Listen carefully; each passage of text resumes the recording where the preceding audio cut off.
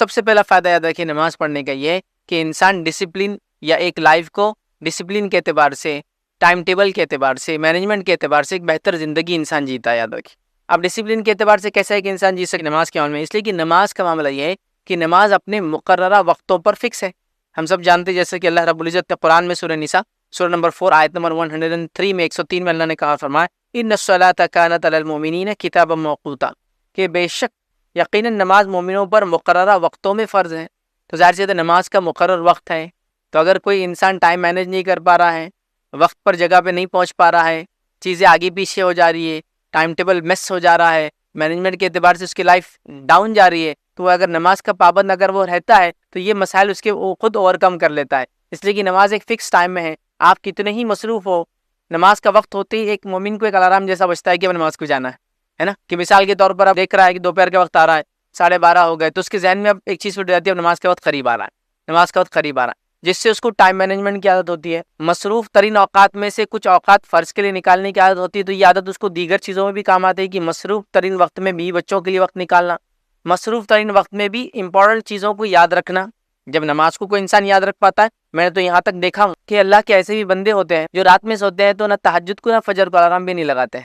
مطلب اتنا زیادہ ٹائم مینجمنٹ اور یہ اسکل ان کے اندر فطرت میں ڈیولپ ہو جاتی ہے کہ رات کے کس پہر اور کس حصے میں اٹھنا ہے وہ بغیر الارم کے اللہ کی عبادت کے لیے اٹھ جاتے ہیں. تو یہ ایک لائف میں ڈسپلن کریٹ ہوتی ہے اس سے زیادہ کی نماز سے. ایک مینجمنٹ کی کوالٹی انسان کے اندر آتی ہے، اسپیشلی ٹائم مینجمنٹ اس کو آتا ہے. وقت پر جگہ پر پہنچنا، وقت پر کام کا شروع کرنے کی عادت ہوتی ہے، جو کہ نمازوں کا ایک پرٹیکولر وقت ہوتا ہے.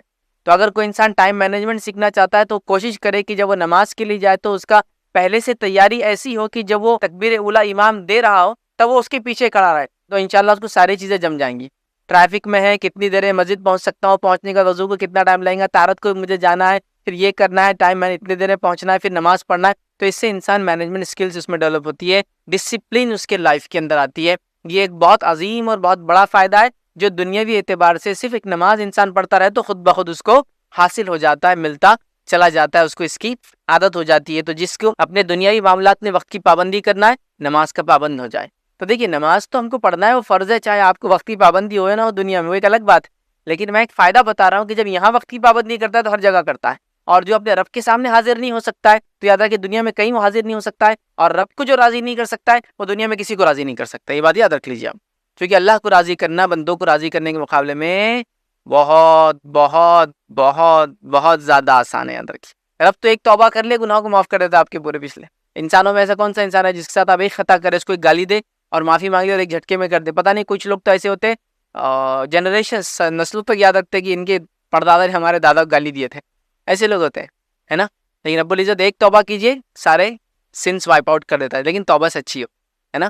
تو بہرحال تو رب کو راضی جو نہیں کر پاتا ہے نماز کے ذریعے، رب کے سامنے حاضر نہیں ہو پاتا ہے، دنیا میں کسی کام میں اس کا اعتماد ہم نہیں کر سکتے کہ وہ تمام چیزیں دنیا کی اچھی کر پائیں گا. تو نماز کا سب سے بڑا فائدہ ڈسپلن ہوتا ہے، یاد رکھیے. اور جب انسان جا کے صف میں کھڑا ہوتا ہے تو صف کے مینجمنٹ سے خود کئی چیزیں ڈسپلن آپ کو آ جاتی ہے.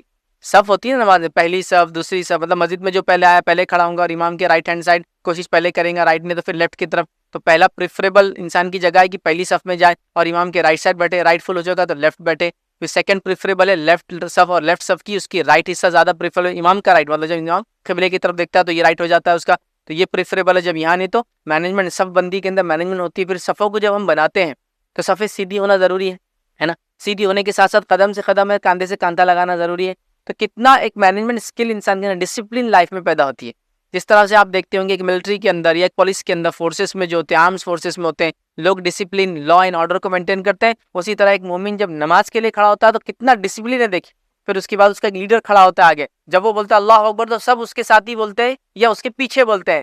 اس سے آگے کوئی نہیں ہو سکتا. کوئی آئے جلدی سے بولے آج فرض نماز ہے، امام صاحب جب کھڑے ہوں گے میں پہلے کھڑے ہو جاتا ہوں، نہیں ہو سکتا. آپ کو ان کا انتظار کرنا ہے. ایک ڈسپلن ہے، ایک آرڈر ہے، نظم ہے، ضبط ہے، اور وہ بہت ساری چیزیں سیکھتا ہے. یاد رکھے تو صف بندی خود اپنے آپ میں ایک ڈسپلن آرڈر ہے. صف کے بعد امام کے پیچھے تکبیر اولیٰ سے ملنا، تکبیر اولیٰ کے بعد سارے ارکان کو امام کے پیچھے ادا کرنا، یہ انسان کے اندر اس کے لائف میں بہت ڈسپلن پیدا کرتا ہے. یاد رکھیے تو ہمیں بھی چاہیے کہ ہم اس ڈسپلن کو، اس لا کو، اس آرڈر کو جو ہم کرتے ہیں نماز سے حاصل کریں. تو نماز کا سب سے پہلا فائدہ ہے لائف میں ڈسپلن آ جاتی ہے انسان کے. تو ایک انسان اگر لائف میں ڈسپلن لانا چاہتا ہے وہ اپنے رب کے سامنے پابندی سے حاضر ہو جائے، دنیاوی فائدے اس کو فری یوں ہی مل جائیں گے. آئیے دوسرا فائدہ نماز کا ہوتا ہے، یاد رکھیے نماز، یاد رکھیے انسان کو ڈپریشن سے دور رکھتی ہے اور اس کے سوشل جس کو کہیں گے بیہیویئر کو اچھا کرتی ہے، ٹھیک ہے، یا پھر اس کو کہیں گے سوشل انٹرمنگلنگ انسان کی بڑھ جاتی ہے، مطلب آپس میں میل جول نماز کے ذریعے بڑھ جاتا ہے، جس کی وجہ سے انسان ڈپریشن پہ بھی کنٹرول رکھ پاتا ہے، ٹینشن پہ بھی کنٹرول رکھ پاتا ہے، اسٹریس پہ بھی کنٹرول رکھ پاتا ہے، اور ان سوشل ہونے کی وجہ سے جو لاس اس کو مینٹل ہیلتھ کا ہوتا ہے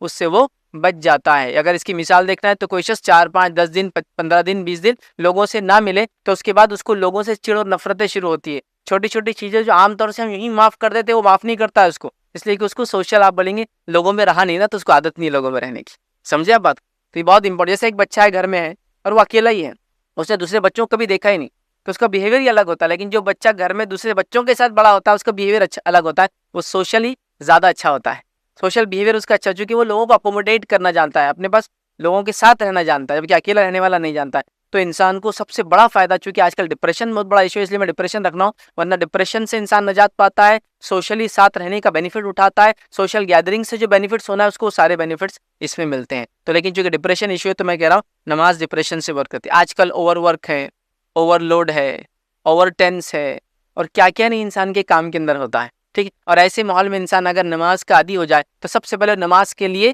اپنے اس ماحول سے، بزنس کے، کاروبار کے، یا جو بھی جاب پر ہے اس سے نکلتا ہے، تو وہ ایک سوشل گیدرنگ سے دوسری سوشل گیدرنگ جاتا ہے، یا اکیلا کام کرتا ہے تو سوشل گیدرنگ میں جاتا تھا، نماز کے لیے جاتا ہے، جب لوگوں سے ملتا ہے تو نہ چاہتے ہوئے بھی سلام ہوتا ہے، مطلب بات چیت شروع ہو جاتی، بات چیت ہوتی ہے، سلام کلام ہوتا ہے، خیر خیریت پوچھ لیتا ہے، کوئی کیسے ہے آپ، کوئی آپ کو مسکرا کے دیکھتا ہے تو آپ کا ٹینشن آدھا دور ہو جاتا ہے نا، کہ آپ گئے السلام علیکم کیسے ہیں آپ، بہت دن سے نہیں دکھے، وہ اس میں آپ سب بھول گئے ادھر کیا فکروں سے آپ نکل کے آئے تھے، ہے نا، آپ دیکھیے کتنا فائدہ ہوتا ہے۔ اور خاص طور سے نمازوں کی ترتیب بھی آپ دیکھیں، فجر سے لے کر ظہر میں ایک لمبا وقفہ ہے، لیکن اس کے بعد کی نمازیں دیکھیے آپ، عصر مغرب عشاء کتنے جلدی جلدی آتی ہے، اور انسان اگر اپنے کام کو بھی دیکھے تو صبح وہ کام پہ سمجھو 10 بجے 11 بجے 9 بجے جاتا ہے، اس کے بعد کام کرتا ہے تو اب 1 بجے 1:30 بجے آنے تک اس کی تھکان ابھی پوری نہیں، ابھی شروعات ہوتی ہے اس کی تھکان، پھر 1 بجے کے بعد کھانا وغیرہ اس کی تھکان اب شروع ہوتی ہے، مطلب اب وہ تھوڑا سا ڈاؤن ہونا شروع ہوتا ہے، تو جیسا وہ ڈاؤن ہونا شروع ہوتا ہے نمازی ویسی بڑھتی جاتی ہے اس کے ادھر، اس کا ماحول چینج کرنے کو، جیسا ظہر تک ٹھیک ہے، فجر سے ظہر تقریباً 6 گھنٹے 5 گھنٹے، کسی جگہ 7 گھنٹے کا فرق،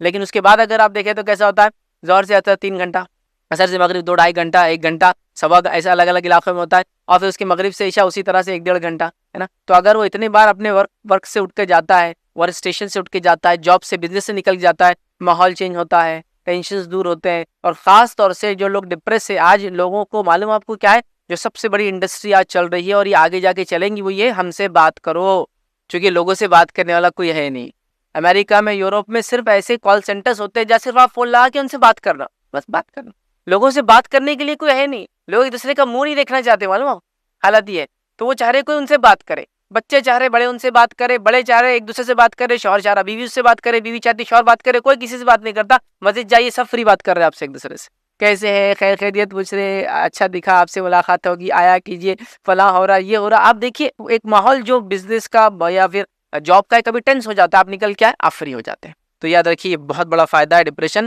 اور انسان ڈپریس ہونا، تھکنا، اسٹریسڈ ہونا نیچرل ہے، حتیٰ کہ جو چیز سب سے زیادہ اس کو پسند ہے اس میں بھی اسٹریس ہو جاتا ہے، اگر اس کو ہابی گیمز کتنا بھی کھیلے تھکان پھر تھک جاتا ہے، تو نماز سے کیا ہوتا ہے، ایک ریفریشمنٹ آتا ہے، ایک چینج آتا ہے، سوشل بیہیویئر میں انسان کے فرق آتا ہے، اور بہت سارے اس کے فائدے ہوتے ہیں، یاد رکھیے اس کا دوسرا فائدہ تھا، یاد رکھیے، ٹھیک ہے، اسی طرح جو ہے تیسرا نماز کا دنیا میں فائدہ یاد رکھیے، وہ یہ ہے بذریعہ نماز یاد رکھیے ہمارے سماجی رابطہ اور ذہنی صحت اچھی ہوتی ہے، سماجی رابطہ، سوشل، جو میں نے پہلے پوائنٹ میں کچھ پوائنٹس رکھے تھے، سوشل، لیکن ہمارا بیہیویئر اچھا ہوتا ہے، اور اسی طرح جو ہے ذہنی صحت ہماری یاد رکھیے نماز سے اچھی ہو جاتی ہے، اور سوشل بیہیویئر کیسے اچھا ہوتا ہے، میں جانتا ہوں نماز کے لیے ہم کو جماعت سے پڑھنا ہے، اور جماعت سے پڑھنا ہے تو صف بندی کے ساتھ پڑھنا ہے، اس کا مطلب یہ ہے کہ لوگ گیدر ہوں گے، پبلک جمع ہوں گی اور پڑھیں گی، چھوٹی سے چھوٹی مسجد میں بھی چل جائے تو 2 3 صف بن جائیں گی، یہ الگ بات ہے، کوئی مسجد شہر سے باہر ہو، بہت کم مسلمان ہوتے ہو تو ایک الگ بات ہے، لیکن کوئی مسجد میں جائے 10 20 25 50 لوگ تو آپ کو مل جائیں گے، جس سے آپ کی سوشل لائف اچھی ہو جاتی ہے، مینٹل ہیلتھ اچھی ہوتی ہے، بزنس پوائنٹ آف ویو سے اس کے بڑے فائدے ہوتے ہیں،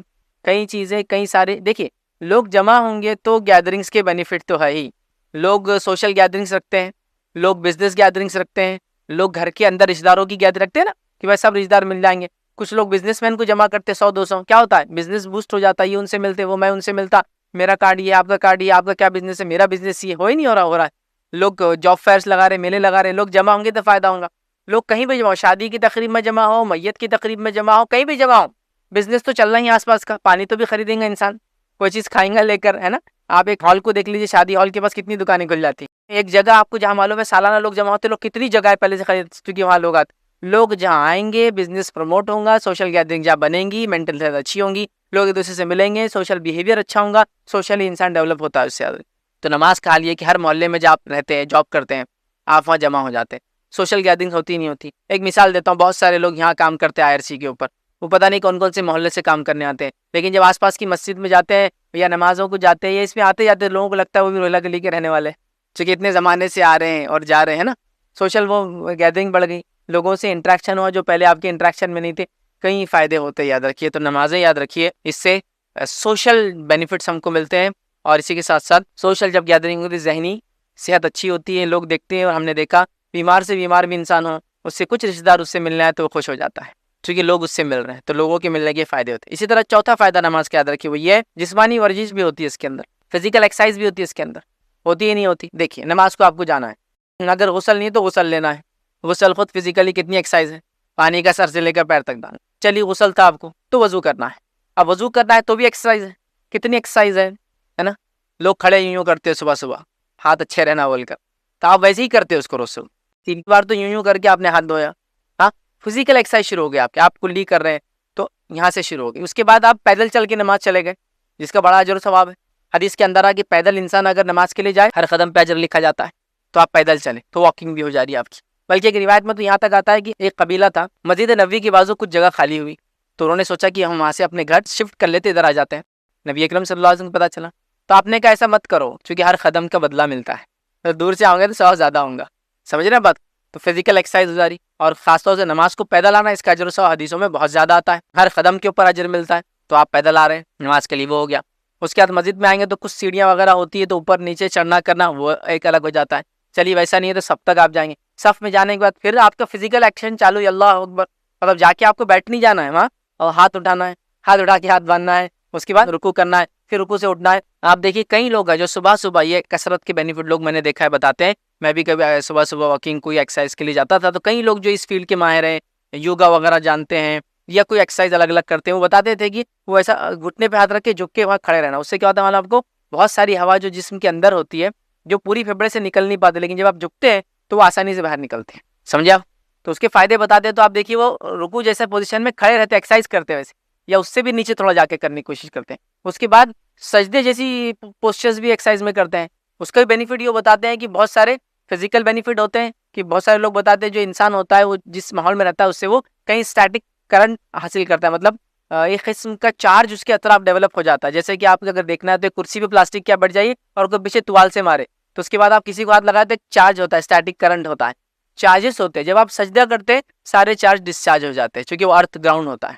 اور حدیث کے اندر بھی ہے کہ انسان کوشش کرے کہ نماز سیدھے فرش پر پڑھے. اگر وہ نہ ہو، خراب ہو، تو پھر اس پر کوئی چیز بچھا سکتے، جائز ہے. سمجھ رہے. تو کیا ہوتا ہے جب سر جا کے گراؤنڈ سے لگتا ہے تو بہت سارے ایسے چارجز ڈسچارج ہو جاتے ہیں. اور آپ یہ چیز کو غور کیجیے، چٹائی پہ یا آپ کی جو جائے نماز ہے، اور آج کل تو پتہ نہیں کیا بولوں گا، فوم، پھر اس پر اسپنج پہ ایک چٹائی کے اوپر ایک قالین کے اوپر ایک چادر تاکہ وہ قالین خراب نہ ہو، پتہ نہیں اتنا بچھا دیا جس کو انتہا نہیں. اس پہ نماز پڑھیے اور سیدھے فرشی پہ پڑھیے، آپ فرق محسوس کریں گے دونوں میں نماز. تو بہرحال نماز آپ نے اس پہ پڑھی تو پوری فل ایکسرسائز، باڈی کی ایکسرسائز ہو رہی ہے، اٹھنے اور بیٹھنے میں ہو رہی ہے. ایک انسان ہے جس کو نیچے بیٹھ کر اوپر اٹھنے کی کوئی ایکسرسائز ہی نہیں ہے. آپ پہلے زمانہ اگر دیکھتے ہوں گے تو لوگ جو بیٹھ جاتے اوپرو بیٹھنا جس کو بولتے ویسا بیٹھ کے کئی کام کرتے تھے. آج تو ہم جھکتے نہیں، مطلب ہمارے پیروں کو عادت نہیں، تو ایسا پھر باڈی ہمارے نقصان دیتی ہے کہ ہم لوگ ایون ٹوائلٹ کو بھی گئے تو کچھ زمانے بعد ہم کو بیٹھنا نہیں آتا ہے. وجہ کیا ہو جاتی ہے، ہڈیوں کو نیچے اوپر ہونے کی عادت ہی چھوٹ جاتی ہے. لیکن نماز پڑھنے والا کم از کم کئی بار دن میں نیچے اور اوپر ہوتا ہے، پورا گھٹنوں کو موڑتا ہے، فولڈ کرتا ہے، سجدے میں جاتا ہے، اٹھتا ہے، اٹھنے کے لوگ اٹھتا ہے، پھر پورا کھڑا ہوتا ہے. تو گویا کچھ نہ بھی کرے تو کیا بولتے ہیں، ڈنڈ بیٹھک، نیچے بیٹھ کر اٹھنے کا کام ہر نماز میں ہو رہا ہے، فری ہو رہا ہے، ایسے ہی ہو رہا ہے، جس سے گھٹنوں کو بڑا فائدہ. مطلب آپ اس کے ان امیجنیبل بینیفٹس ہیں. میں نہیں کہہ رہا ہوں آپ نماز اس لیے پڑھے کہ ایکسرسائز اچھی ہوں گی، میں ہی نہیں کہہ رہا ہوں. میں یہ کہنا چاہ رہا ہوں کہ آپ نماز پڑھے، وہ فرض ہے، آپ کو فائدہ ہوگا ایکسرسائز والا. آپ سمجھ رہے. تو لہٰذا آپ دیکھیے بہت فائدہ ہوتا ہے، بہت فائدہ ہوتا ہے. ہاتھوں کی ایکسرسائز سے لے کر وہ اعضاء انسان کے یوز ہوتے ہیں جو اس کو دن بھر میں، دیکھیے دن بھر میں بیٹھ کر شہری ماحول میں تو کچھ بھی کام نہیں ہے. بیٹھنے سے ہو رہا تو نیچے پورا بیٹھ جانا، کچھ بھی کام نہیں. ہم زیادہ کرسی تک بیٹھتے تھے، ہمارے پیر زیادہ 90 ڈگری تک فولڈ ہوتے، لیکن وہ پورے نیچے جا کے اوپر آنے والا سسٹم جس سے پیر خراب ہوتے ہیں، معلوم آپ کو. ہم لوگوں کو عادتیں چھوٹنے سے 40-50 کی عمر میں پھر آپ جھک بھی نہیں پاتے, بیٹھ بھی نہیں پاتے, تو کموڈ لگتا ہے, پھر نمازیں بھی نہیں جھک پاتے. لیکن جو آدمی اس کا عادی, یاد رکھیے, تو ایک ایکسرسائز والا بینیفٹ ایک مسلمان کو 5 وقت جاتا ہے. اور اگر 17 رکعت نماز جو کہ فرض ہے, فجر کی 2 رکعت, ظہر کی 4 رکعت, عصر کی 4, مغرب کی 3 اور عشاء کی 4, اسی فرض ہے, 17 رکعت پڑھتا ہے, تو 17 رکعت میں 17 بار وہ جھک رہا ہے, اٹھ رہا ہے, تو اتنے بار کم از کم اس کی باڈی ایکسرسائز کر رہی ہے, اور وقفے وقفے سے کر رہی ہے. ایک ساتھ دیکھیے انسان نے 2 گھنٹے کسرت کر لیا, لیکن ایسا نہیں ہو رہا ہے, وقفے وقفے سے کر رہا ہے, 3 گھنٹے میں ایک بار, پھر 2 گھنٹے بعد ایک بار, پھر وقفے وقفے سے کر کے آپ صحت آپ کی دیکھیے کتنی اچھی ہوتی ہے. تو بہت سارے بینیفٹس یاد رکھیے جو انسان کو صحت کے اعتبار سے ملتے ہیں. 5واں فائدہ یاد رکھیے نماز کا ہے طہارت اور صفائی, ہیلتھ اینڈ ہائیجین کی انسان کو عادت ہو جاتی ہے نا. کسی انسان کو غسل نہیں ہے تو غسل ضروری ہے نماز کے لیے, تو ہیلتھ اینڈ ہائیجین کی اس کو عادت ہو جاتی ہے. دوسرا, اگر غسل سے ہے بھی تو اس کو وضو کرنا ہے. کتنی بار وضو کرنا ہے؟ ہر روز کم از کم. ظاہر اگر صرف فرض پڑ رہا ہے تو 5 بار وضو کر رہا ہے. 5 بار نہ صحیح بھائی, 2 نمازیں جلدی آتی تو وضو باقی رہتا ہے میرا, ٹھیک ہے, تو 4 بار کر رہا ہے, تو 4 بار منہ ہاتھ کو دھو رہا ہے. آپ کسی گاؤں والے انسان کو دیکھیے, اس کے کیا وجہ ہے منہ ہاتھ دھونے, کبھی ہوتی نہیں. لیکن اگر مسلمان نماز کو جاتا ہے تو اتنے بار صاف کریں گے اپنے آپ کو, جس سے ہیلتھ اور ہائیجین اس کی اچھی ہوتی ہے, مطلب صحت اچھی ہوتی ہے, اس لیے کہ صاف صفائی کا وہ عادی ہوتا ہے. اور صاف صفائی کیسی صاف صفائی؟ آپ انداز لگائیں, اگر غسل کرنا ہے تو جسم کے ہر اعضاء پر پانی جانا چاہیے, ٹھیک, جس وجہ سے غسل ٹوٹا تھا اس کو پہلے صاف کرنا چاہیے. Health and hygiene. طہارت کو جانا ہے تو پانی لینا, ورنہ طہارت نہیں تو نماز نہیں ہو سکتی. تو پانی ڈالنے کی عادت, پیشاب کرے بھی تو پانی, پیخانے کو پانی. بہت سارے لوگ بس پیخانے ہو گئے تو پانی لیتے, پیشاب کو لیتے. ایک مسلمان ہونے کے ناطے انسان پیخانے ہو گیا بھی تو پانی لیتا, پیشاب ہو گیا بھی تو پانی لیتا, مطلب یورینیشن کو بھی ڈیفیکیشن کو دونوں کو پانی لیتا, جس کے نتیجے میں اس کی ہیلتھ اچھی ہوتی ہے نا. تو وہ اس کو فائدہ مل جاتا ہے. اس کے بعد وہ, یہ تو اندرونی ہو گیا, اس کے بعد وہ چہرے کو دھوتا ہے, وہ اعضاء جو جنرلی عموماً کھلے ہوتے ہیں پورے دھوتا ہے نماز سے پہلے, وہ اس کو بینیفٹ مل جاتا ہے. تو صاف صفائی, ہیلتھ اور ہائیجین کا یاد رکھیے بہت فائدہ ہوتا ہے, بہت فائدہ ہوتا ہے. اسی طرح 6واں فائدہ یاد رکھیے میڈیٹیشن اور کانسنٹریشن, دھیان دینے کی عادت ہوتی ہے. میڈیٹیشن سمجھتے آپ, آدمی بیٹھ جانا, اس کو دھیان ہی بولتے ویسے ہندی میں, بیٹھ جانا اور ایک طرف اپنے مائنڈ کو لگانا. نماز میں یہی ہوتا ہے, ہم ایک جگہ بیٹھ کے نہیں, کھڑے رہ کر ہر پوسچر کے اندر اپنے آپ کو دھیان لگاتے ہیں. کھڑے رہ کر دھیان لگاتے ہیں, رکوع کی پوزیشن میں دھیان لگاتے ہیں, سجدے میں جھک کر دھیان لگاتے ہیں, پھر قاعدے میں بیٹھ کر دھیان, مطلب ہر پوزیشن میں جس پوزیشن میں لوگ میڈیٹیٹ کرتے ہیں نماز میں وہ پوزیشن ایک ساتھ پوری انکلوڈیڈ ہے. میڈیٹیشن لوگوں کو دیکھا نا آپ نے, کھڑے رہ کے میڈیٹیٹ کرتے ہو, بس ایک جگہ ایک پوائنٹ کو دیکھتے ہیں کھڑے, ان کا ایک ٹائپ کا میڈیٹیشن ہے. کچھ لوگ میڈیٹیشن بیٹھ کے ہوتا ہے, بیٹھ گئے مختلف قسم سے انگلیوں کو اشارہ کرتے ہیں اور میڈیٹیٹ کرتے ہیں, وہ بولتے ہیں دھیان ہے, بیٹھ کر ہو گیا, ٹھیک ہے. اسی طرح کچھ لوگ ہوتے ہیں لیٹ کر دھیان کرتے ہیں. ہمارے پاس پورے انکلوڈ ہو گئے ایک ہی اس کے اندر, نماز کے اندر. قیام کے اندر کھڑے رہ کر ہو گیا, رکوع کے اندر جھک کر ہو گیا, سجود میں پورا جھک کر ہو گیا, اور قاعدے میں بیٹھ کر ہو گیا. تو میڈیٹیٹ, کانسنٹریٹ کرنے کی انسان کو یاد رکھیے عادت ہوتی ہے. اور یہ بڑی اہم چیز ہے. لوگ اپنے بزنس میں کانسنٹریٹ نہیں کر پا رہے, لوگ اپنے کام میں کانسنٹریٹ نہیں کر پا رہے, لوگ اپنی کسی چیز میں کانسنٹریٹ نہیں کر پا رہے, لیکن نمازی انسان جو ہر چیز میں کانسنٹریٹ کر پا رہا ہے. نمازی انسان ہر چیز کے اندر جو ہے اپنا دھیان دے سکتا ہے, اس لیے کہ اس کو عادت ہو گئی. تو اگر کوئی بچہ بولتا پڑھائی میں میرا دھیان نہیں لگ رہا, نماز کا عادی ہو جائیں گا, پڑھائی کا بھی عادی ہو جائے گا. فلاں چیز ہے میرا دھیان نہیں لگ رہا ہے, نماز میں آپ میڈیٹیٹ کرو, دھیان دینا شروع کرو. نماز کو, جس کو خشوع اور خضوع بولتے ہیں, یاد رکھیں عربی زبان کے اندر. خشوع اور خضوع کا معنی ہوتا ہے جسم, اعضاء, جوارح اور ذہن کے ساتھ پورا اس عمل میں رہنا. خشوع اور خضوع, خشوع اور خضوع دونوں لفظ استعمال ہوتے ہیں. تو اس کا معنی ہوتا ہے مینٹلی بھی اور باڈیلی بھی اس ایکٹ کے اندر رہنا, اس لیے خشوع اور خضوع 2 ورڈ یوز کر جاتے ہیں, سمجھا. تو ہم لوگ وہ کرتے ہیں تو میڈیٹیشن, کانسنٹریٹ کسی چیز کی طرف کرنے کی عادت ہو جاتی ہے, اور اس کے بڑے فائدے اسٹڈیز میں ہو سکتے ہیں, بڑے فائدے بزنس میں ہو سکتے ہیں. ورنہ یہ کمپلین ہر کوئی کرتا, میرا بچہ دھندے پہ کھڑے ہوتا, غلے پہ نہیں رہتا, اس کا دماغ کہیں اور رہتا, میرے بچے اسٹڈی کرتے, بک میں نہیں دیکھتے, کہیں اور دیکھتے, سب کمپلین کرے. ایک نمازی آدمی کو یہ میڈیٹیشن کی, جس کو کہیں گے کانسنٹریٹ کرنے کی, زبردست یاد رکھیے عادت ہو جاتی ہے, یاد رکھیے. اور مومن خشوع کے ساتھ نماز پڑھتا ہے. خشوع اور خضوع یاد رکھیے نماز کے اندر ضروری ہے. کوئی ایسا نہ کرے تو اس کی مذمت ہے حدیث کے اندر کہ نماز تو پڑھے, خشوع خضوع نہ رکھے تو اس کا اجر 90%, 80%, 70% سے لے کر 10% تک چلے جاتا ہے, مطلب بہت کم ملتا ہے. اس کے خشوع کے اعتبار سے اجر آگے پیچھے ہوتا ہے, ٹھیک ہے. اسی طرح جو ہے 7واں فائدہ یاد رکھیے نماز سے جو ملتا ہے, بڑا عظیم فائدہ, یہ بھی یاد رکھیے. اور میں نے جیسا کہا سارے میں دنیاوی فائدے رکھ رہا ہوں آپ کے سامنے, اور وہ فائدہ جو احادیث قرآن کے اندر سیدھے نہیں آتے, جو ہم نکال سکتے. تو اس میں سے ایک فائدہ ہے کہ مساوات کا پیغام ملتا ہے, اور نسل, جس کو ہم کہتے ہیں نسل پرستی پہ ضرب لگتا ہے, مطلب ایکوالٹی کا میسج ملتا ہے, اور ریسزم ختم ہوتا ہے. یہ فائدہ ہے نہیں نماز کا, سب گواہ دیں گے. ہم لوگوں کو یہ چیز سمجھ میں نہیں آتی, چونکہ گھر کی مرغی دال برابر جیسا معاملہ. لیکن میں آپ کو واقعہ سناتا ہوں. میلکم ایکس جب پہلے وہ نیشن آف اسلام میں تھے, بعد میں انہوں نے چھوڑ کر سنی اسلام قبول کر لیا, کیونکہ امریکہ کے ایک بہت بڑے, جس کو ہم کہیں گے ریوائولسٹ تھے, یا بہت بڑی تحریک انہوں نے چلائی, جو کالوں کو حق نہیں دیا جاتا تھا. میلکم ایکس کا اگر دیکھنا ہے آپ کو تعارف تو آپ دیکھ سکتے ہیں نیٹ کے اوپر. ایک بڑی شخصیت گزری ہے یاد رکھی ویسٹ کے اندر مسلمانوں میں سے, اور وہ یہ تھے. تو بہرحال پیدائشی مسلمان ہی تھے, لیکن ایک نیشن آف اسلام ایک فرقہ ہے اس میں شامل تھے. بعد میں اس سے نکل کر سنی اسلام قبول کر لیا. اس کے بعد جو ہے حج کے لیے چلے گئے. جب حج کے لیے آئے تو بڑا تعجب کرنے لگے, کیونکہ امریکہ میں ریسزم تھا. یہ میلکم ایکس کا زمانہ اور محمد علی کا جو شروعاتی دور ہے, جس کے آپ کو جانتے ہیں محمد علی کو بین کر دیا گیا تھا, کیونکہ ریسزم کی وجہ سے انہوں نے بہت ساری جگہ ایک دو فائٹ پہ بھی انکار کیا تھا, جس کی وجہ سے امریکہ نے ان کو بین کر دیا, ان کے پورے ایوارڈ چھین لیے تھے. تو یہ بھی بہرحال ریسزم کے خلاف تھے محمد علی. میلکم ایکس وہی زمانہ ہے. تو میلکم ایکس نے جو ہے جب یہ تحریک چھیڑی ریسزم کے خلاف, تو وہاں تو امریکہ میں بس ریسزم تھا, کالے اور گورے کا مسئلہ. یہاں کالا نہیں آ سکتا, وہاں کالا نہیں آ سکتا, یہاں تک کہ کوئی دواخانوں کے ٹریٹمنٹ ان کو نہیں ملتے تھے, یہاں تک کہ کچھ ایریا ان کے لیے بین تھے, یہاں تک کہ کوئی اور سے شادی نہیں کر سکتے تھے, یہاں تک کہ کچھ پبلک پلیسز میں جا نہیں سکتے تھے, یہاں تک کہ کچھ ہوٹلس میں کھانا ان کو الاؤڈ نہیں تھا. یہ حالت تھا. وہاں سے نکل کے جب مکہ گئے تو لکھتے ہیں اپنی بایوگرافی کے اندر, کیسی دنیا عجیب دکھ رہی ہے مجھے کہ کالے اور گورے میں کوئی تمیز ہی نہیں تھی. ہر آدمی دو چادر میں لپٹا ہوا ہے, صرف ہر آدمی دو چادر میں لپٹا ہوا ہے. جس کو جو جگہ ملتی جو پہلے آتا ہے وہ صف میں پہلے کھڑا ہو جاتا ہے. کوئی تمیز نہیں کہ تم کالے تو پیچھے جاؤ, میں گورا ہوں تو آگے آؤں گا, میں اپنے ملک کا بادشاہ تو میں آگے رہوں گا, تم میرے غلام ہے تم پیچھے جاؤ. بادشاہ بھی کھڑا ہے تو غلام بھی کھڑا ہے, دونوں کی دو چادریں, کوئی پہچانا نہیں جاتا ہے. کالے اور گورے رنگ سے کوئی فرق نہیں. لوگ وہ قسم کی آنکھوں کے رنگ سے یہاں لوگ آتے ہیں, مطلب صرف کمپلیکشن کے کلر کے نہیں, ان کی آنکھیں تک الگ الگ ہے. مطلب دنیا کی اتنی قومیت سے مسلمان تعلق رکھتے ہیں, لیکن رب کے سامنے سب ایک جیسے کھڑے ہوئے. بڑی تعجب کی بات ہے, ہم لوگوں کو نہیں سمجھ میں آتا. نان مسلم جن کے ساتھ ہم رہتے ہیں, جو اونچے اور نیچ کاسٹ سسٹم جن کے پاس ہے, جس میں وہ لوگ کاسٹ کے, وہ لوگ کچھ کمنٹ دیتے ہیں جب آپ کو سمجھ میں آتا ہے. ایک صاحب مجھے بتانے لگے کہ میں فلاں جگہ ممبئی میں تھا اور میں بالی ووڈ کے اندر میں کام کرتا تھا. یہ میں ایک بار دیکھا کہ جو ہے دلیپ صاحب کے ساتھ میں چلا گیا نماز کو, انہوں نے بولے چلو تم باہر کر رہو, میں گیا تو بولے وہ دلیپ صاحب اندر جانے لگے تو مسجد فل تھی. بولے تم لوگ, تو بولے پھر میرے کو تعجب ہوا, اتنا بڑا اسٹار, اس کے لیے کوئی جگہ ہی نہیں, بولے مطلب کوئی ہٹتا ہی نہیں اس کے لیے. اور انہوں نے بولے چپلے صاف کری, بولے اور وہاں نماز پڑھی. بولے تو میں سمجھ گیا, بولے یار اسلام میں مساوات ایکوالٹی ایسی ہے کہ اتنا بڑا ہی, مطلب ان کے نزدیک سیلیبریٹی بولے تو ایسا ہے کہ بھائی سب کچھ چھوڑ دیں گے, اپنی عبادتیں شاید چھوڑ دیں گے, اور یہاں مسلمان ہے کوئی گنتا نہیں ہے, پیچھے آئے تو پیچھے کھڑے رہو, کوئی تمہارے لیے ایسا اسپیشل جگہ نہیں ملیں گے آگے. لوگوں نے دیکھا, ہم نے دیکھا مندروں کے اندر لوگ لائن لگا کھڑے ہیں, کوئی مالدار آدمی آیا سیلیبریٹی اس کو آگے لے کے چلے گا آپ نے, مطلب خدا کے پاس بھی انصاف نہیں کرا رہے ہے نا. مطلب وہاں پہ جو بھگوان کے پاس بھی اونچ نیچ کے چل رہا, پیسے والا ہے تو جلدی چل جا رہا, دکشینہ بڑی ہے تو آگے چل جا رہا, مالدار ہے تو آگے جا رہا, بزنس آگے جا رہا. مسلمان کے پاس ہے, کوئی کتنا بھی بڑا ہو, اگر صف کے اندر اس کو جگہ پیچھے آگے نہیں ملی تو پیچھے کھڑا رہنا ہے اس کو. پھر وہ دنیا کا کوئی بڑے سے بڑا آدمی ہو, اسپورٹس ہو, سیلیبریٹی ہو, ہیرو ہو, یہ ہو, اس سے کوئی ویلیو نہیں, اس کو وہیں کھڑا ہونا ہے جا کے جہاں اس کو جگہ ملی. آپ سمجھ رہے اس چیز کو. عامر خان صاحب حج کو گئے, کوئی اسپیشل ٹریٹمنٹ نہیں, کوئی اسپیشل لائن نہیں, کوئی اسپیشل چینل نہیں, کوئی اسپیشل طواف کی جگہ نہیں, کوئی اسپیشل بس نہیں, سب لوگ جیسے سب ویسی پڑے. میں عرفہ کے اندر سب پڑے تو وہ بھی پڑے ہیں, کوئی اسپیشل مقام نہیں کہ نہیں ان کا ٹینڈ ہرا ہوں گا چونکہ انہوں فلاں یا لال, نہیں کچھ نہیں. جو فیسلٹی سب کو, وہ فیسلٹی ان کو. آپ سمجھ رہے نا, مساوات, ایکوالٹی. اللہ کے سامنے کوئی اونچ نیچ نہیں ہے, سب انسان برابر ہے, سب کھڑے ہے نا, سب کھڑے اور ایک جیسے کھڑے.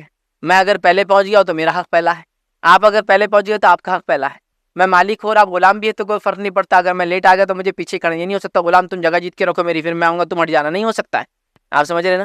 تو ایکوالٹی کا ریئل میسج دیتا ہے اسلام, اور ساتھ میں ریسزم کو ختم کرتا ہے. مسلمانوں میں کوئی کاسٹ نہیں ہے, کوئی ریسزم نہیں, مطلب اونچ نیچ نسل کے اعتبار سے نہیں ہے, پیدائش کے اعتبار سے نہیں ہے, کلر کے اعتبار سے نہیں ہے, قومیت کے اعتبار سے نہیں ہے, ویزا کے اعتبار سے نہیں ہے, پاسپورٹ کے کلر کے اعتبار سے نہیں ہے, اس کی نیشنلٹی کے اعتبار سے نہیں. اللہ کے سامنے سب برابر ہے. یہاں تک کہ اگر نماز پڑھانے کا مسئلہ آ جائے تو جو زیادہ قرآن جانتا ہو نماز پڑھائیں گا, چاہے پھر وہ افریقی کالا انسان کیوں نہ ہو. اگر قرآن زیادہ جانتا ہے تو اس کا حق ہے نماز پڑھانا. اور کئی واقعات آپ نے دیکھے, میں آپ کو بتا سکتا ہوں کہ حرم کے امام, کوئی نماز شاید چھوٹ گئی تھی یا کوئی نماز کے لیے لیٹ ہو گئے تھے, ایک آدمی جو کہ حرم میں صفائی کرتا ہے وہ کھڑا ہے کہ نماز پڑھا رہا, اور پیچھے حرم کا امام کھڑا ہے نماز پڑھ رہا ہے. اس کی کئی فوٹوز اور کئی ویڈیوز نیٹ پہ موجود ہیں. کسی وجہ سے یا نفل نماز تھی یا لیٹ ہو گئے تھے یا بعد میں آئے, تو ایک آدمی جو کہ لیبر ہے, صفائی کرتا ہے حرم میں, وہ کھڑا ہے کہ نماز پڑھا رہا ہے. آگے اس کے ڈریس سے پتہ چلتا ہے صفائی کا لیبر ہے, اور اس کے پیچھے بڑے بڑے آفیسرز, ایون حرم کے امام بھی کھڑے ملیں کبھی اگر آپ کو لیٹ ہو گئے تو نماز پڑھ رہے اس کے پیچھے. تو کوئی اونچ نیچ نہیں ہے, کوئی فرق نہیں کہ غریب ہے اس کے پیچھے ہم پڑھ سکتے, قبول نہیں ہوں گی, کوئی فرق نہیں. ریسزم نہیں ہے, ایکوالٹی, مساوات کا پیغام دیتا ہے. ایک صاحب ایک بار بولنے لگے ہمارا دنیا کو دیکھنے کا نظریہ یہ ہے کہ سارے مانو ایک ہے, سارے انسان برابر ہے. میں نے کہا بہت اچھی بات ہے, یہ تو ہم نے سنا ہے بہت بار ایسا. لیکن جو بھی لوگ ان کے پاس آتے تھے گھٹنے کے بل پیر ٹیک کے ہاتھ جوڑ کے ان سے وہ کرتے تھے. میں نے کہا اب لوگوں کو اپنے سامنے جھکاتے اور پھر آپ بولتے برابری کا معاملہ ہے. دیکھیے میں بتاتا ہوں برابری کیا ہے. بس کہ جب آدمی آتا ہے اس سے ہاتھ ملاتے ہیں, اس سے اور زیادہ محبت سفر سے آئے تو گلے ملتے ہیں, نہ وہ ہمارے سامنے جھکتا ہے نہ ہم اس کو اپنے سامنے جھکاتے ہیں. اور آپ بڑے برابری کا میسج ہے, اور ہر آدمی آپ سے آ کے ملتا ہے تو گھٹنے کے بل نیچے کر کے ہاتھ جوڑتا ہے. آپ نے اس کو چھوٹا کر دیا خود. برابری تو یہ نا, اگر میں کسی کو اپنا برابر سمجھتا ہوں تو اس کو اپنے لیول پر کھڑے کر کے بات کرتا ہوں. بولے ہاں یہ بات تو ہے, تو یہ ایکوالٹی ہے، یہ اس کی ریسزم کو ختم کر دیتا ہے، یاد رکھیے۔ اور ہم سب جانتے ہیں کوئی کالے کسی گورے پر، کسی گورے کسی کالے پر کوئی فضیلت نہیں سوائے تقوی کے اسلام میں، تو بہرحال اونچ نیچ نہیں ہے۔ آٹھ اور آخری فائدہ جو دنیاوی آج رکھوں گا نماز کا، وہ یہ ہے کہ انسان اللہ کی ضمانت میں آ جاتا ہے، اللہ کی امان میں آ جاتا ہے نماز پڑھنے والا۔ کیسے؟ سنیے غور سے، نبی اکرم صلی اللہ علیہ وسلم فرماتے ہیں، اور یہ جو ہے فجر کے لیے خاص ہے، فجر کی نماز۔ سلسلۃ الحدیث صحیحہ کی روایت ہے، نبی اکرم صلی اللہ علیہ وسلم نے کہا، جندب بن خصری رضی اللہ عنہ اس کے راوی فرماتے ہیں کہ اللہ کے رسول صلی اللہ علیہ وسلم فرمایا، جو شخص صبح کی نماز پڑھتا ہے وہ اللہ تعالیٰ کی امان میں ہو جاتا ہے، اللہ تعالیٰ اس کی ضمانت لے لیتا ہے۔ دو تین ترجمے لوگوں نے کیا الگ الگ علماء نے، تو اللہ تعالیٰ کی امان میں چلا جاتا ہے۔ کون؟ جو فجر پڑھ لیتا ہے۔ پھر فرمایا، بس انسان اس پر غور کرے، کہیں ایسا نہ ہو کہ اللہ تعالیٰ تم سے اپنی ضمانت کے بابت باز پوچھ کر لے، اور جس سے اللہ تعالیٰ نے اپنی ضمانت کے بارے میں پوچھ لیا تو وہ اس کا مواخذہ کریں گا اور اس کو منہ کی بل کھینچ کے جہنم میں ڈال دیں گا۔ کیا معنی ہوا؟ جو شخص نماز پڑھتا ہے فجر کی، وہ اللہ کی ضمانت میں چلا جاتا ہے، اللہ کی امان میں چلا جاتا ہے۔ لوگوں غور کرو، ایسے آدمی کے بارے میں کہیں ایسا نہ ہو کہ تم کچھ اس کے ساتھ ایسا کر لو جو اللہ کی امان اور اللہ کی ضمانت میں ہے، جس کی وجہ سے اللہ تم سے پوچھ کر اور جہنم میں اٹھا کے پھینک دے۔ مطلب فجر پڑھنے والے، اور جو فجر پڑھیں گا باقی نمازیں تو پڑھیں گا ہی، چونکہ لوگ باقی پڑھ لیتے، فجر عشاء نہیں ہوتی ان سے، تو فجر پڑھنے والا تو شیخ صالح العثیمین رحمہ اللہ سے ایک مرتبہ پوچھا گیا کہ یہ انسان اچھا ہے یا نہیں ہے، تو اگر فجر میں آتا ہے تو اچھا ہے، نہیں آتا ہے تو اچھا نہیں ہے۔ سمجھ رہے ہیں آپ؟ چونکہ انہوں نے فجر کو وہ کیا۔ اسی طرح کسی نے پوچھا کہ ہم فلاں کسی کو قرض دینا یا دے یا نہ دے، تو کہا فجر میں آتا ہے تو دے دو قرض، نہیں آتا ہے تو مت دو، کیونکہ فجر میں آنا ایک مومنانہ وصف ہے، ایک مومن ہی فجر پڑھ سکتا ہے۔ مسلم تو سب ہوتے ہیں، یاد ہے، مسلم ایک جنرل کیٹیگری، ہم سب ہیں، لیکن مومنوں کا وصف یہ ہے، ایک صفت ہے، فرض پڑھتے ہیں، اور چونکہ یہ بہت مشکل جاتی ہے نماز، اس لیے میں کہہ رہا ہوں۔ تو بہرحال فجر جو پڑھ لے تو اللہ کی امان میں آ گیا۔ اب اگر دوسرا انسان اس کو کوئی نقصان پہنچاتا ہے تو اللہ کی ضمانت والی چیز کو نقصان پہنچا، جس کے نتیجے میں اللہ اس کو مواخذہ کریں گا روز قیامت اور پکڑ کے جہنم میں ڈال دیں گا، اگر اس نے بیجا اس پر ظلم ستم یا کچھ تکلیف دی ہو تو گویا فجر پڑھنے والا اللہ کی ضمانت میں چلا جاتا ہے، اللہ کی امان میں چلا جاتا ہے۔ اب اس کو کوئی چھیڑیں گا تو اللہ اس سے بدلہ لیں گا، یہ معنی ہے اس حدیث کا۔ تو اللہ کی امان میں جانا مطلب سیفٹی میں چلا جانا ہے، اللہ کی ضمانت میں جانا مطلب ضمانت سمجھتے نا آپ، گارنٹر، کہ اگر کوئی انسان بولے یہ آدمی کو جانے دو، میں گارنٹر ہوں اس کا، میں بیٹھتا ہوں اس کے بدلے، وہ آنے تک میں رکوں گا یہاں، تو اس کو بولتے ضامن۔ امان کہتے ہیں کہ کوئی کسی کے انڈر یا پروٹیکشن میں ہو، میری امان میں ہی انسان، اس کو چھیڑیں گا نہیں کوئی۔ مشرکین مکہ ہو، آپ صلی اللہ علیہ وسلم طائف گئے تھے، جب واپس آئے تو مشرکین نے آنے نہیں دیا، پھر ایک مشرک بھی ایک سردار نے کہا محمد میری امان میں ہے، میرے پروٹیکشن میں آ سکتے ہو، تو کافی ٹھیک ہے، مطلب میں گارنٹر ہوں ان کا، آپ کچھ وہ کریں گے تو میں ذمہ دار، اس کو بولتے امان، ضامن، سمجھے آپ؟ تو اللہ کی امان میں چلے جاتے ہیں ہم لوگ۔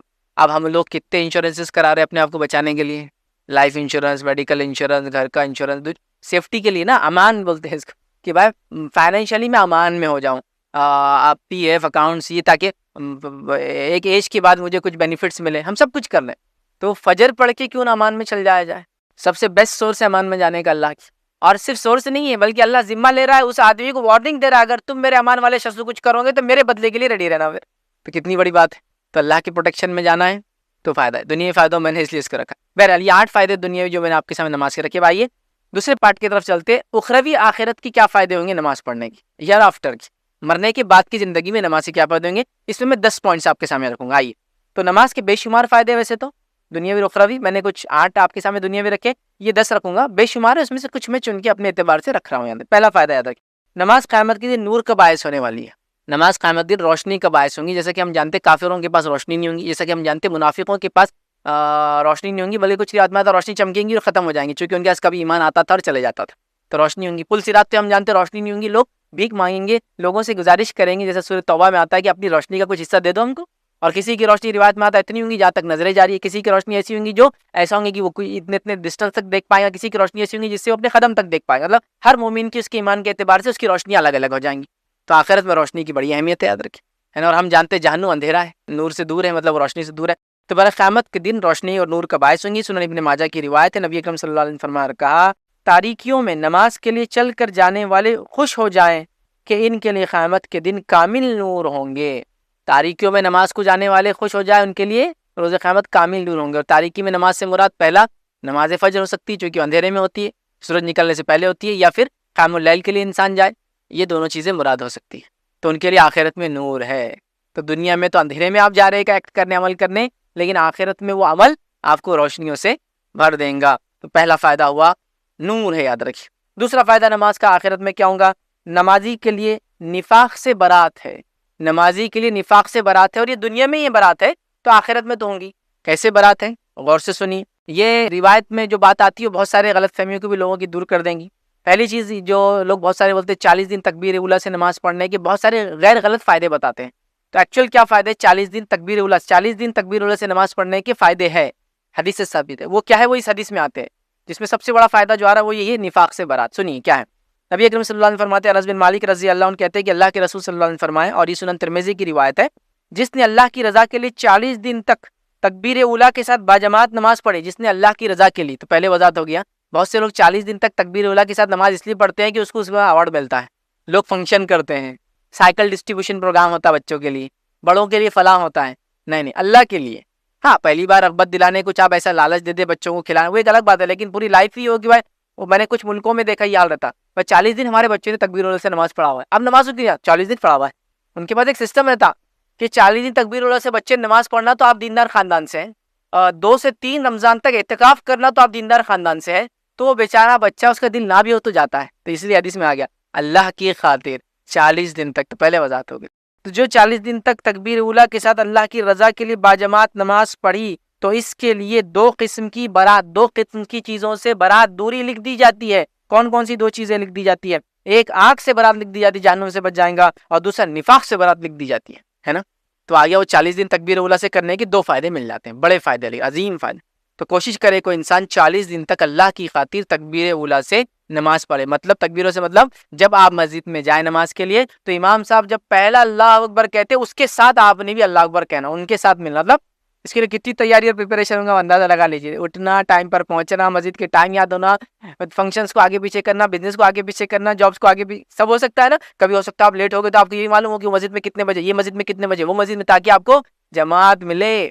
اگر کوئی 40 دن تک مینج کر لے نا تو اپنی نفس سے بہت بڑی پکڑ کر لیتا ہے، بہت بڑی پکڑ ہو جاتی ہے اس کی عادت. تو 40 دن تک کرنے کے 2 فائدے ہیں، جہنم سے برات اور دوسرا نفاق. تو اخروی فائدہ کیا ہے کہ اگر آپ نے دنیا میں نماز پڑھی اور 40 دن والی یہ والا ایسا عمل کر لیا تو نفاق سے برات دنیا میں ہوگی آپ کے لیے. چلیے آگے چلتے ہیں. تیسرا فائدہ جو آخرت میں ہوگا، جہنم کی آگ سے بچاؤ. ویسے تو پچھلی حدیث میں بات چلے گی، پھر بھی اس کو الگ سے لگ رہا ہوں. جہنم کی آگ سے بچاؤ ہو جاتا ہے. اور اس تعلق سے جو روایت ملتی ہے یاد رکھیے، وہ روایت جو ہے نسائی کی روایت ہے، جس میں نبی اکرم صلی اللہ علیہ وسلم فرمایا کہا، جو شخص سورج نکلنے سے پہلے اور سورج ڈوبنے سے پہلے نماز پڑھے، نکلنے سے پہلے مطلب فجر، اور ڈوبنے سے پہلے مطلب عصر، نماز پڑھیں گا، وہ ہرگز جہنم کی آگ میں داخل نہیں ہوں گا. جو عصر اور فجر میں اہتمام کریں گا، تو اس کا مطلب کیا ہے؟ باقی 3 نہیں پڑھیں گا، نہیں، ایسا نہیں. جو یہ نمازوں کا اہتمام کر لے تو باقی پڑھ ہی لیں گا. کیونکہ عربوں میں کیا ہوتا تھا معلوم آپ کو، عموماً دوپہر میں وہ آرام کرتے تھے، ظہر کے بعد کھانا اور آرام. اور یہ ایسا سسٹم ہے ان کے پاس آج بھی کہ اگر کوئی دوپہر میں کسی عرب کے گھر پہنچ جائے تو وہ بولیں گا بیوقوف احمق ہے، کون آیا ہے، یا پھر بہت ایمرجنسی ہے. اس کے علاوہ وہ ایکسپیکٹ ہی نہیں کریں گے کسی آدمی کو کہ وہ آئے اس کے گھر. تیز دھوپ کی وجہ سے یہ ہوتا ہے. راتیں ٹھنڈی ہوتی ہیں، عام طور سے دن بڑے گرم ہوتے ہیں، تو خیل اللہ ہوتا ہے. لیکن وہ کبھی اتنا لمبا ہو جاتا ہے کہ اثر چلی جاتی ہے اس میں، اثر. اور لیکن ہمارے پاس تو حال بدل گیا، ہمارے پاس ظہر چھوٹ رہی لوگوں کی، کیونکہ فجر پڑھ کے سوتے بولے اپن تو 3 بجے اٹھتے، تو اثر کا ٹائم آ جاتا پھر. تو ایسی بھی حالت ہو گئی. تو بہرحال تو اثر، تو وہ جو نمازیں چھوٹ رہی تھی، چھوڑی جا رہی تھی، زیادہ سے امکانات تھے، اور بیچ والی نماز کی تو بڑی اہمیت قرآن نے بیان کی، اور صلاۃ الوسطیٰ یہی اثر. تو اثر اور فجر کا کر لے تو آگ سے برات لکھ دی جاتی ہے، تو آگ میں داخل نہیں ہوتا. یاد رکھیے کتنا بڑا فائدہ ہے. آئیے چوتھا فائدہ یاد رکھیے اخروی کیا ہوتا ہے نماز کا، وہ ہے فرشتوں کی دعا کا انسان مستحق ہوتا ہے نماز پڑھنے کی وجہ سے. اور جو ہے اس کے ہر قدم پر گناہ مٹا دیے جاتے ہیں، اور گناہ جب دنیا میں مٹ جاتے تو آخرت میں فائدہ ہوگا نا، قدم پہ گناہ مٹتے، اور فرشتوں کی جو دعا کا مستحق بنتا ہے. اور اس تعلق سے جو روایت ملتی ہے، روایت صحیح مسلم کی ہے، روایت کے الفاظ سنیے غور سے. اس طرح سے ابو ہریرہ رضی اللہ عنہ فرماتے اور کہتے ہیں، نبی اکرم صلی اللہ علیہ وسلم فرمایا، آدمی کا جماعت کے ساتھ نماز پڑھنا اکیلے نماز پڑھنے کے مقابلے میں 20 سے زائد درجے ثواب ہے. 20 سے زائد، مور دین ملٹیپل ٹائم، 20 سے زائد اس کا ثواب ہے، باعث ثواب ہے. کیونکہ جب کوئی نمازی وضو کرتا ہے اور اچھی طرح وضو کرتا ہے، پھر مسجد میں آتا ہے اور صرف نماز ہی کی خاطر اٹھتا ہے، صرف نماز ہی کا ارادہ کرتا ہے، تو وہ جو قدم اٹھاتا ہے اس کا بدلہ اس کے بدلے اس کا ایک درجہ بلند ہوتا ہے، اور ایک گناہ اس کے سبب مٹا دیا جاتا ہے. حتیٰ کہ وہ اس طرح مسجد میں داخل ہوتا ہے، پھر جب وہ مسجد میں داخل ہو جاتا ہے تو جب تک نماز کو روکے رکھتی ہے یا نماز کے انتظار میں ہوتا ہے تو اس کو نماز میں ہی سمجھا جاتا ہے، اسی کا اجر ملتا ہے. اور تم میں سے کوئی ایک جب تک اپنے نماز پڑھنے والی جگہ میں رہتا ہے، فرشتے اس کے حق میں دعا کرتے رہتے ہیں. وہ کہتے ہیں، اے اللہ اس پر رحم کر، اے اللہ اس کو بخش دے، اے اللہ اس پر نظر رحمت فرما، اس کی توبہ قبول فرما جب تک وہ تکلیف نہیں پہنچاتا، جب تک کوئی نیا کام نہیں کرتا. ٹھیک ہے، تو جب تک ایک انسان نماز کے بعد اپنی جگہ بیٹھا ہے تو تب تک فرشتے اس کے لیے دعا کرتے ہیں، سوائے جب تک دو کام نہ کرے، جگہ سے اٹھ نہ جائے، کسی کو تکلیف نہ پہنچائے، تب تک فرشتے اس کے لیے دعائے رحمت، دعائے مغفرت اور توبہ قبول کر اللہ اس کی بول کر دعا کرتے رہتے ہیں. کتنے فائدے، ایک تو چلنے کا فائدہ ہی پتہ چل گیا، گناہ معاف ہوتے، درجہ بلند ہوتا، اور یہ ہوتا ہے. تو یاد رکھیے بڑے فائدے نماز کے، یاد رکھیے بڑے فائدے، ان میں سے یہ ایک بڑا فائدہ تھا کہ فرشتوں کی دعا، اور فرشتوں کی دعا، فرشتے ہر کسی کے لیے دعا اور بد دعا نہیں کرتے، جس کے لیے کرتے وہ رحمان کے محبوب بندے ہوتے، چونکہ رحمان ان کو آرڈر دیتا ہے یہ کرنے کا تو وہ یہ کام کرتے ہیں. یہ بات کو آپ یاد رکھ لیجیے. ٹھیک ہے، اسی طرح پانچواں فائدہ کیا ہوتا ہے نماز کا، یاد رکھیے اخروی گناہوں کی دھلائی ہو جاتی ہے. اور یہ دنیا میں کام کرنے سے ہوتا ہے، لیکن آخرت میں فائدہ تو اس کا ملے گا جو گناہ دھلیں گے. نبی اکرم صلی اللہ علیہ وسلم کی روایت ہے، سنن ابن ماجہ کی حدیث ہے، آپ نے فرمایا اگر تم میں سے کسی کے آنگن میں نہر بہ رہی ہو جس میں وہ ہر روز 5 مرتبہ غسل کرے تو کیا اس کے بدن پر میل کچیل ہوں گا؟ صحابہ نے کہا بالکل نہیں، ایسا نہیں ہوگا. تو آپ نے فرمایا نماز گناہوں کو ایسے ہی ختم کر دیتی ہے جس طرح پانی میل کچیل کو ختم کرتا ہے.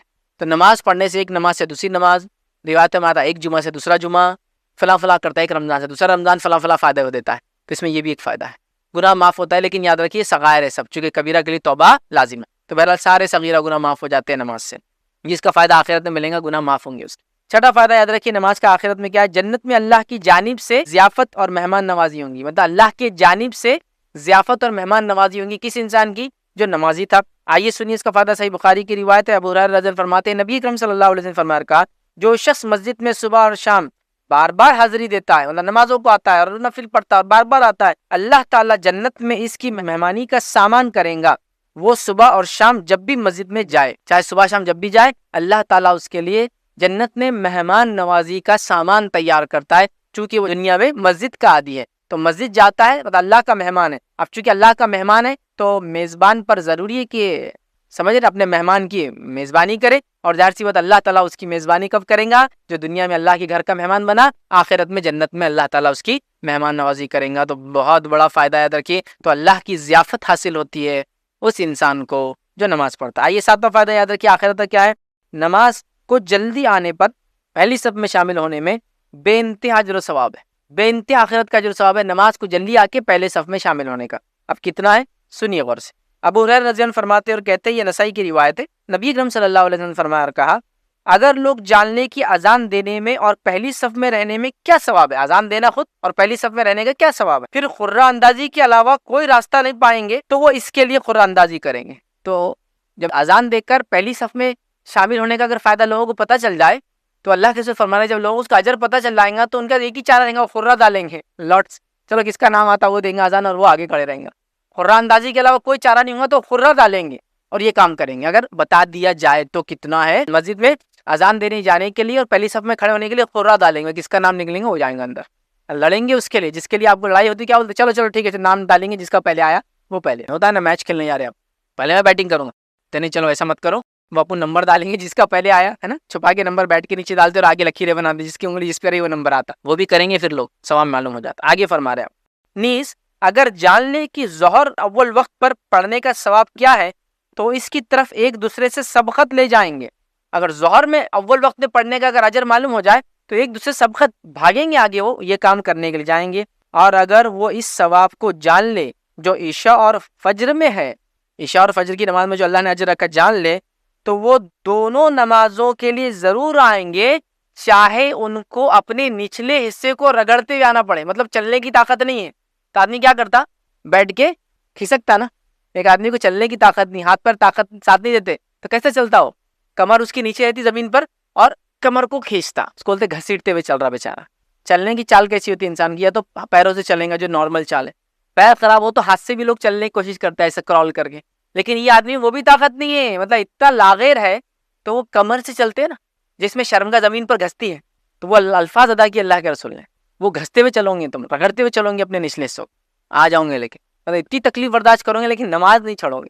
کتنے فائدے بتا بے حساب بے حساب. اور ہم جانتے ہیں آخرت میں جو کرنسی کوائن چلتا ہے وہ اجر کا ہے، ثواب کا ہے، تو لہٰذا بہت زیادہ ثواب ہے. آئیے آٹھواں فائدہ آخرت کا کیا ہے، دنیا کے اندر اگر انسان نماز پڑھتا ہے اور اس میں جو ہے آمین کہتا ہے، اور اگر دنیا میں نماز میں جو انسان آمین کہتا ہے سورہ فاتحہ کیا، تو وہ آمین اگر فرشتوں کے آمین سے مل جائے تو پچھلے گناہ معاف ہو جاتے ہیں. کتنا بڑا سا، تو ظاہر سے نماز یہاں پڑھیں گا، یہاں وہ کام کریں گا تو وہاں اجر ملیں گے. آئیے حدیث کس طرح سے، حدیث اس طرح سے کہ نبی اکرم صلی اللہ علیہ وسلم فرماتے ہیں، سلسلۃ الحدیث صحیحہ کی روایت ہے، آپ نے فرمایا کہا کہ جب امام غیر المغضوبی علیہم ولا الضالین پڑھ کر آمین کہے تو تم آمین کہو۔ جب امام کیا کہے، غیر المغضوبی علیہم ولا الضالین کہہ کر آمین کہے تو امام کہیں گا تو ہم کو سنائیں گے تو معلوم ہوگا کہا، تو تم بھی آمین کہو۔ ایک دم حدیث واضح ہے نا، تو تم بھی آمین کہو کیونکہ فرشتے بھی آمین کی دعا پر آمین کہتے ہیں۔ ٹھیک ہے، پھر فرمایا اور جس کی آمین فرشتوں کی آمین سے موافقت کر جائے، موافقت مطلب مل جائے، موافقت کر گئی، اس کے سابقہ گناہ بخش دیے جائیں گے، پاسٹ کے سنس معاف کر دیے جائیں گے۔ سمجھ رہے بات؟ اب یہ ہماری کتنی بڑی جس کو بولیں گے کوتاہی ہوں گی یا غلطی ہوں گی کہ ہم لوگ آمین ہی نہیں کہتے امام کے ساتھ۔ حدیث میں امام کہے تم کہو، آپ سے فرما رہے نہیں، میری اپنی کوئی تشریح نہیں، لیکن ہاں بھائی ایسا تو نہیں۔ اچھا آمین کہنا نہیں کہنا اس میں علماء کا کچھ اختلاف ہے، سنت میں نہیں ہے اختلاف، لیکن وہ یہ ہے کہ تیز کہنا یا ہلو کہنا، کہنے میں کسی کا اختلاف نہیں، کہنا ہے ہی، صرف اتنا ہے کہ زور سے یا ہلو۔ لیکن ہمارے پاس نہ امام صاحب بولتے نہ دوسروں کو بولنے کا موقع دیتے، غیر المغضوب علیہم ولا الضالین نہ آتے ہی نہ کل کا، تو کہاں گیا آمین؟ آپ کا خود کا آمین۔ چلو آمین بولنے میں کسی کا اختلاف نہیں، میری بات تو غور سے سنیے، زور سے بولا جائے یا ہلو بولا جائے اس میں ہی ہے نا، تو آپ کی دشمنی اتنی ہوگی زور سے بولنے والے کے چکر میں کہ ہلو بھی خود نہیں بول رہے، دوسروں کو موقع بھی نہیں دے، مطلب وہ بیچ میں بریک ہی نہیں ہے دونوں سوروں کے بیچ میں، تاکہ کوئی بولے ہی نہ آمین۔ کیسی عجیب بات ہے نا، ایسا نہیں ہونا چاہیے، ایسا بالکل نہیں ہونا چاہیے کہ ہم کسی چیز کو سنت کے خلاف لے کر کھڑے ہو جائے اس طرح سے۔ تو یہ حدیث میں الفاظ ہے آمین کہے تم آمین کہو، ٹھیک ہے؟ تو امام آمین کب کہیں گے؟ جب جہر میں پڑھیں گا، تو تم بھی آمین کہو، تو جہر کی بات ہو رہی نا، تو خاموشی میں تو دونوں کہو، کسی کو نہیں معلوم ہوتا کون آمین کہہ رہا، جب ظہر پڑھ رہے تو کون بولتا ہے، یا پھر عشاء کی 2 رکعت پڑھ رہے بات کی، اس میں کہاں پتہ چلتا ہے، وہ تو آپ اپنے اپنی کریں گے۔ تو یہاں کہنے سے پچھلے گناہ معاف ہو جاتے ہیں، کتنا بڑا اجر و ثواب ہے یہ اجر و ثواب اس کے عمل کے لیے بھی۔ جب امام سمیع اللہ لمن حمیدہ کہے تو ربنا لک الحمد کہو، اگر یہ مل جائے فرشتوں سے پچھلے گناہ معاف ہو جاتے ہیں، تو ربنا لک الحمد کو بھی پڑھنا چاہیے، اس لیے بہت سارے مساجد میں آپ دیں گے ربنا لک الحمد کو بھی تیز پڑھتے ہیں لوگ، ٹھیک ہے؟ تو بہرحال تو بڑا فائدہ یاد رکھیے، نمبر فائدہ یاد رکھیے آخرت کا کیا ہے، پل صراط پہ گزرنے میں آسانی ہوتی ہے نماز کی وجہ سے۔ پل صراط جس کو ہم کہیں گے عام زبان میں بہت ڈینجر چیز ہے، یاد رکھیے ڈینجرس چیز ہے، مبالغہ کا صیغہ، خطرناک جگہ ہے، اتنی خطرناک ہے کہ ایک تو حدیث میں آتا ہے بال سے زیادہ باریک ہے، تلوار سے زیادہ تیز ہے، اس پر اندھیرا ہے، مطلب یہ روشنی ہوں گی تو ہی جا سکتا آدمی، اس کے اندر ہکس ہے، ہکس ایسے ہکس ہیں، اور کیا ہوتا ہے جب انسان چلتا ہے اس کے گناہ کے حساب سے اس کے ہکس میں آدھا ٹک کے ٹکڑے ہو کے اندر گرنا شروع ہو جاتے ہیں، اب کیسے ہو نہیں پتا، تو کچھ انسان تھوڑی دور جائیں گے ٹکڑے ہو کے اندر گر جائیں گے، کچھ انسان آدھے تک جائیں گے ٹکڑے ہو کے گر جائیں گے، کچھ انسان اور اس کے آگے جائیں گے، آگے جانے پہنچنے ٹکڑے ہو گر جائیں گے، کچھ انسان جو ہے ایک جانور کی رفتار سے نکل جائیں گے، مطلب بچ جائیں گے، کچھ لوگ جو ہے ہوا کی رفتار سے نکلیں گے، کچھ لوگ بجلی کی رفتار سے پہنچ جائیں گے ادھر سے ادھر، مطلب گناہ گار ہوں گا تو الو بھی چلیں گا اور ٹکڑے ہو کے جلدی گریں گا، گناہ کم ہوں گے تو آگے جا کے گریں گا، گناہ نہیں ہوں گے اس کا ایمان جتنا بلند ہوگا اتنے رفتار سے اس میں سے پار ہوں گا، تو وہ جگہ میں فائدہ ہونے والا ہے ہم کو، جو کہ خطرناک ٹیسٹ ہے، اور ہے نا قرآن میں اللہ نے کہا کہ جب تم جہنم پر پیش کیے جاؤ گے تو جہنم کے اوپر ہے پل صراط، سب پیش ہوں گے جہنم پہ، نیک اور بد سب اس پہ سے گزرنا سب کو ہے، نیچے جہنم میں اوپر پل رکھا ہو، ٹھیک ہے؟ آپ صلی اللہ علیہ وسلم نے فرمایا مسجد ہر متقی اور پرہیزگار کا گھر ہے، اور اس شخص کے لیے جس کا گھر مسجد ہو اللہ تعالیٰ نے راحت اور رحمت اور پل صراط پار کرنے کے لیے اللہ تعالیٰ کی رضامندی یعنی جنت میں پہنچنے کی ضمانت لے لی ہے، اللہ نے ضمانت لے لی کہ اس کو پل صراط سے گزار دیں گا، اور پل صراط پہ گزرنے کے لیے روشنی لگتی تو وہ بھی مل جائیں گی، پل صراط پہ گزرنے کے لیے رفتار لگتی وہ بھی مل جائے، اور وہ گزر جائیں گا، اللہ ضمانت لیں گا کہ اس کو جنت میں پہنچا دے۔ نمازی کے لیے بشارت ہے، ویسے نمازوں میں تو نفل نمازیوں کے لیے نفل کی بشارت اتنی زیادہ ہے، یہ تو مطلب لمٹ لیس بشارتیں ہیں، پھر اس کے بعد سنت ہے، موقعہ ہے، فرض ہے، وہ بڑی نماز ہے، ادا کی نوافل والوں کے لیے بشارتوں کی جس کو ہم کہیں گے پہاڑ کھڑے ہو جائیں گے روایتیں جمع کی جائے تو اتنی زیادہ ہے۔ بہرحال تو نمازوں کا ہم کرے پل صراط پہ آسانی ہوں گی۔ 10 اور آخری پوائنٹ جو آخرت کا فائدہ ہوگا نمازی کے لیے وہ کیا ہے؟ جنت میں نبی اکرم صلی اللہ علیہ وسلم کے ساتھ ہوں گا، رفاقت میں ہوں گا نمازی انسان، ہے نا؟ اب بہت سارے لوگ بولتے ہیں ہم کو نبی اکرم صلی اللہ علیہ وسلم کے ساتھ رہنا ہے، لیکن زندگی میں کبھی نماز نہیں پڑھتے، کیسی عجیب محبت ہے اپنے نبی سے کہ وہ طریقہ اختیار نہیں کرتے کہ نبی نے جو بتایا میری رفاقت، میری صحبت، میرے ساتھ رہنے کا کیا سلوشن ہے، کیا حال ہے۔ سنیے حدیث کے الفاظ کیسے ہیں، حدیث صحیح مسلم کی ہیں، اور روایت کرنے والے جو ہے ربیہ بن کعب اسلمی رضی اللہ عنہ، وہ روایت کرتے ہیں کہ میں رسول اللہ صلی اللہ علیہ وسلم کے پاس رہا کرتا تھا، تو ایک رات میں آپ کے پاس تھا اور آپ کے پاس وضو اور حاجت کا پانی لایا کرتا تھا، رات میں ساتھ رہ کر یہ کام کرتا تھا۔ ایک بار آپ صلی اللہ علیہ وسلم نے فرمایا مانگ کیا مانگتا ہے، مطلب مجھ سے اب کوئی چیز مانگ لے میں اللہ سے تیرے لیے دعا کر دوں، مانگ مجھ سے کیا مانگتا ہے۔ میں نے عرض کیا کہ میں جنت اور جنت میں آپ کی رفاقت، آپ کی صحبت مانگتا ہوں۔ آپ نے کہا نا مانگ کیا مانگتا تو مجھے جنت چاہیے اور جنت میں آپ کی صحبت چاہیے، تو نبی اکرم صلی اللہ علیہ وسلم نے کیا جواب دیا سنیے، آپ نے فرمایا کچھ اور؟ تو انہوں نے کہا نہیں بس اتنا ہی مل جائے تو بہت ہے. تو آپ نے فرمایا کہا کہ اچھا کثرت سجود سے تو میری مدد کر، پھر کثرت سجود سے تو میری مدد کر. مطلب تو چاہتا ہے کہ میں جنت کے لیے تیرا وسیلہ بنوں اور تو میرے ساتھ رہے، تو پھر کثرت سجود مطلب نمازیں زیادہ پڑھ، تاکہ پھر میں تیرا وسیلہ بن کے تجھے وہ دلاؤں گا جو تو نے مجھ سے مانگا ہے. ابھی ہمارے پاس کیا ہے، وہاں میں نبی اکرم صلی اللہ علیہ وسلم محبت کرنے والے، ان کی رفاقت چاہیے، اور نمازوں سے ہی غائب ہے. نمازوں سے ہی غائب ہے نہیں ہے. کتنے لوگ ہیں جو نبی اکرم صلی اللہ علیہ وسلم کا نام پکارتے، نام نہاد ہے، دامن نہیں چھوڑنے کی بات کرتے ہیں، ساتھ رہنے کی بات کرتے ہیں، لیکن نماز ہی غائب ہے. سمجھ، سنتیں تو زندگیوں سے پوری، سمجھو اس کو بولیں گے کوئی لوٹ کر لے گیا، ڈاکوا لوٹ کے لے گیا نا، پیسہ کچھ نہیں چھوڑتے، ویسا لوٹ کے لے گئے سنتیں کسی نے، ایسا لگتا ہے. پھر لیکن محبت ہے، پھر ساتھ ہے، پھر ساتھ ہونے کا دعویٰ بھی ہے. سبحان اللہ، کیسے ہو سکتا ہے یار؟ دونوں چیزیں ایک ساتھ نہیں ہو سکتی. تو بہرحال آپ نے فرمایا اگر تو ربیہ چاہتا ہے کہ جنت میں میرے ساتھ رہے تو کثرت سے سجود سے میری مدد کر. مطلب یہ تیرے لیے طریقہ ہے جانے کا، پھر بنوں گا میں وسیلہ تیرا جنت میں لے جانے کے لیے. یہ نہیں کہ نبی سے محبت ہے تو تم کچھ بھی مت کرو، بیٹھے رہو خالی محبت کے نام اور دعوے بھرتے رہو، تم جنت چل جاؤ گے. نہیں، عمل کر، خوب نمازیں پڑھ تاکہ میری مدد ہو، پھر میں تیرا وسیلہ بنوں گا. تو بہرحال یہ 10 فائدے تھے